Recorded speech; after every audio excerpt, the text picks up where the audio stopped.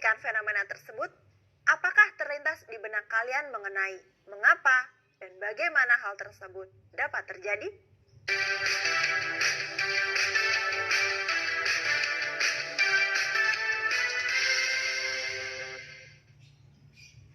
Hai adik-adik, kita jumpa lagi. Masih dalam pembahasan mengenai struktur teks eksplanasi.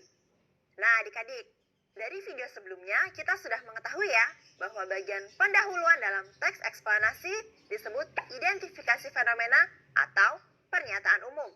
Nah, khusus di video kali ini, mari kita kupas tuntas mengenai struktur intinya. Struktur isi dari teks eksplanasi disebut juga penggambaran rangkaian kejadian. Atau ada juga yang menyebutnya dengan deretan penjelas.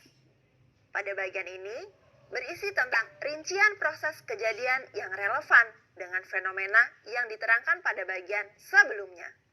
Nah, jika kalian bertanya tentang mengapa suatu fenomena dapat terjadi, maka dalam struktur inilah jawaban tersebut dapat ditemukan. Karena dalam bagian ini bisa jadi uraian fase-fase kejadiannya bersifat sebab akibat. Lain halnya jika kalian bertanya tentang bagaimana suatu fenomena dapat terjadi, maka dalam bagian ini uraian fase-fasenya bersifat kronologis atau berdasarkan waktu. Berikut ini merupakan contoh struktur rangkaian kejadian atau deretan penjelas dalam teks eksplanasi dengan bahasan mengenai fenomena alam yang membahas tentang faktor-faktor yang menyebabkan terjadinya kebakaran hutan. Selain itu, dibahas pula tentang kebakaran hutan yang pernah terjadi di Indonesia. Dipaparkan pula data yang mendukung.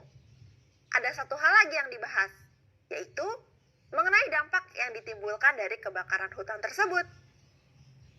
Dan berikut contoh untuk fenomena sosial.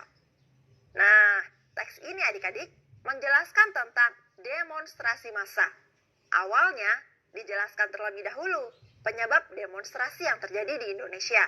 Selain itu, dibahas pula fenomena demonstrasi yang terjadi di negara-negara lain sebagai bahan komparasi atau bandingan dengan fenomena yang terjadi di Indonesia.